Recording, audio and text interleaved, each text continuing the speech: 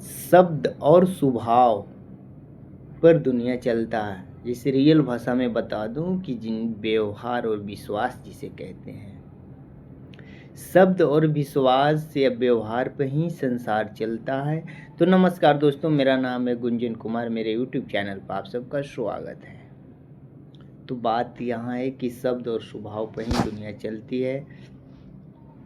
मैं बता दूं कि आपको एक छोटी सी कहानी है। मुझे विश्वास है कि आप इस कहानी को ज़रूर पसंद करिएगा। इस कहानी को ज़रूर आप अंत तक देखिएगा, इस वीडियो को। एक साधु थे, वो गांव में भिक्षा मांगने रोज प्रतिदिन जाते थे।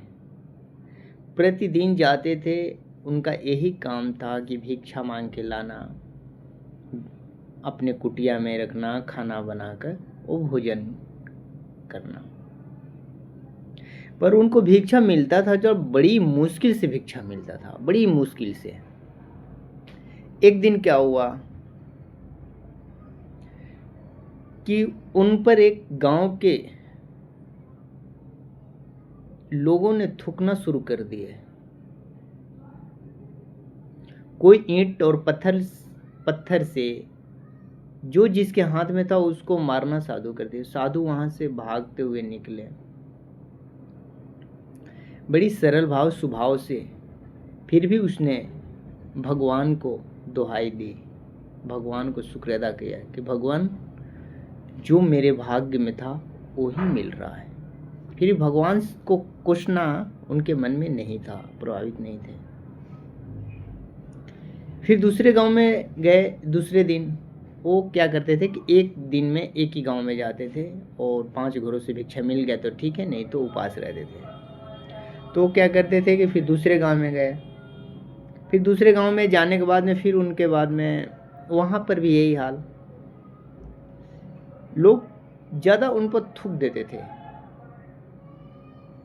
जिसको जो मन में आए वो काम कर देते थे।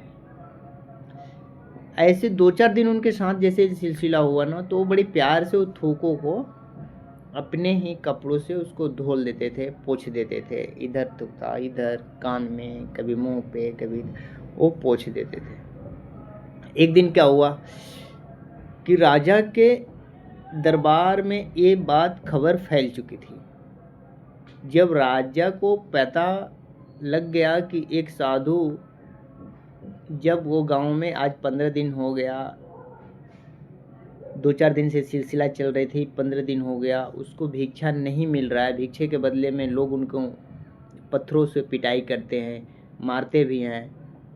लोग उन पर ज़्यादा करके थूक देते हैं। वो बैठ करके एक पेड़ के नीचे उस थूक को साफ करते हैं, फिर भी भगवान को दुहाई देते हैं। भगवान को फिर भी धन्यवाद करते हैं कि भगवान, यही मेरे भाग में था।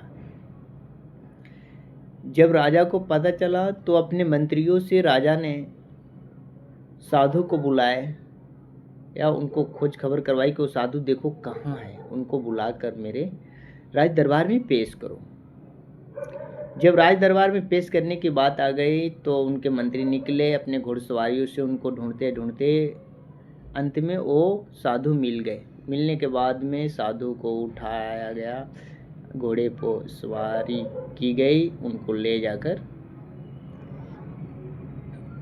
राज दरबार में रख दिया गया। वहाँ पर पेश किया गया। राजा का टाइम था, राजा आए, उसमें साधु भी थे, सारे मंत्री भी थे। तो उस राजा ने पूछे मंत्रियों से कि साधु तो यही हैं? तो बोले हाँ यही हैं। राजा ने बड़ा अफसोस किए, अफसोस भरी से बोले, ये राजा के मन में कुछ सवाल चला कि ये साधु, इनके पास एक तो दुबले पतले, एक तो काला, एक तो उनके पास हाथ पैर से भी थोड़ा सा डैमेज। राजा को अफसोस आया, बोले कि इन पे लोग थूकते थे, इनको मारते थे, आखिर क्यों? तो राजा ने बोला छोड़ो, आखिर छोड़ो ये सब बातें, इनसे पूछते हैं।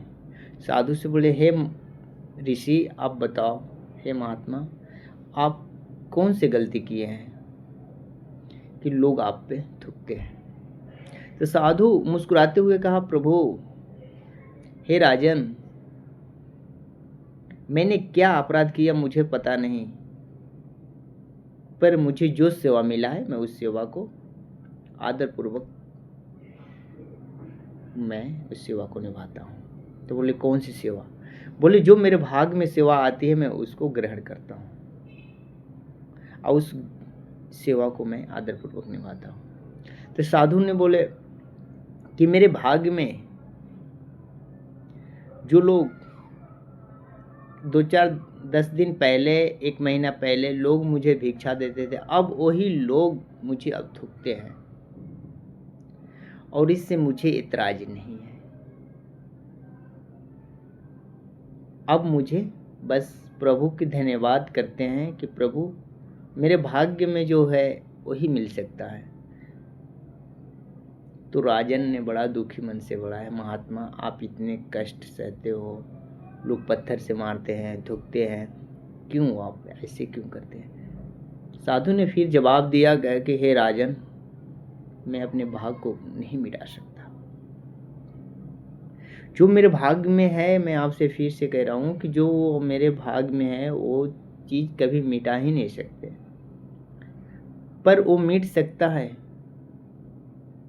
एक ही से, जो परम पिता परमेश्वर को आराधना और प्रार्थना से।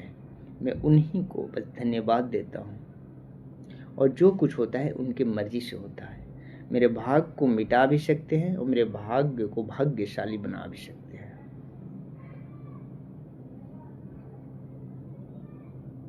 तो इस बात को राजा ने सुनकर बड़ा हैरान हुए। राजा ने कहा, बड़ी सुंदर बात कही है, पर राजा ने कहा कि हे महात्मा, आज से मेरे राज्य में ही आप रहोगे, आपकी भिक्षा मांगने की जरूरी नहीं।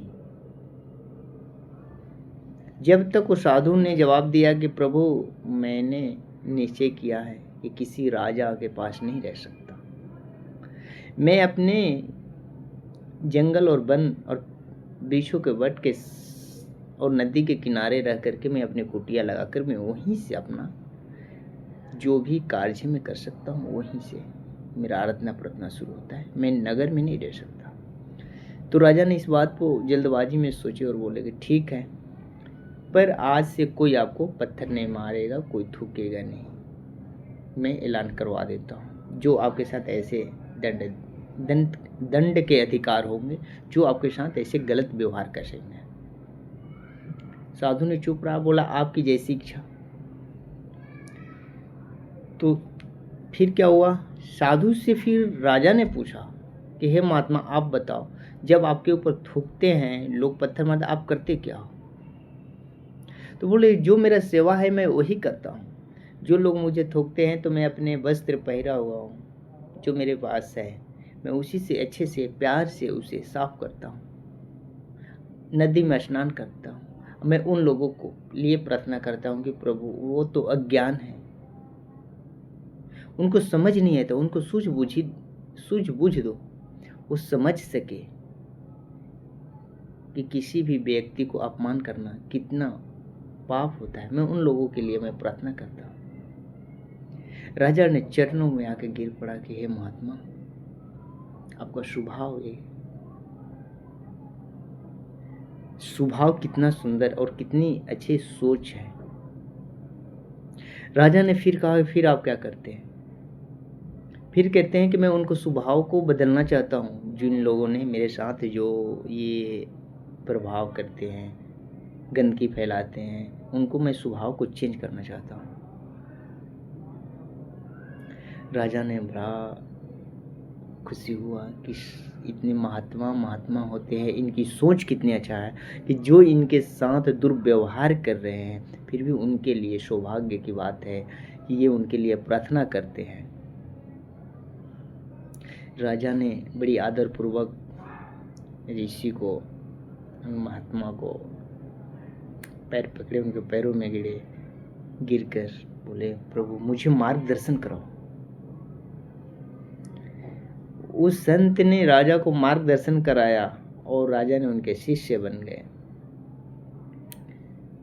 और वो साधु अपने कुटिया को प्रस्थान किए और जितने सारे लोग थे, जो लोगों ने इनको भिक्षा के बदले में थूक देते थे, पत्थर मारते थे, अब सब इनके शिष्य बन गए। यही होता है भगवान का भजना। भगवान की शक्ति को कोई आज तक न समझ पाया है, न समझ पाएगा। अगर हृदय से और सच्चे मन से अगर भगवान को अगर आप चाहते हैं तो भगवान आपके साथ हर पल पल है। अब फिर से कहूँगा, मेरा नाम है गुंजन कुमार, कि अपने व्यवहार को बदलना सीखो।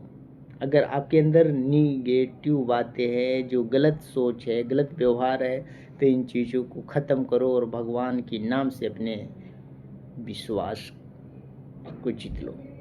अपने विश्वास बना के रखो। एक दूसरे लोग क्या कह रहे हैं आपके बारे में, इनको इग्नोर करके फिर भी आप अपने सच्चाई और सत्य के मार्ग पर चलो और भगवान आपके साथ है। नमस्कार।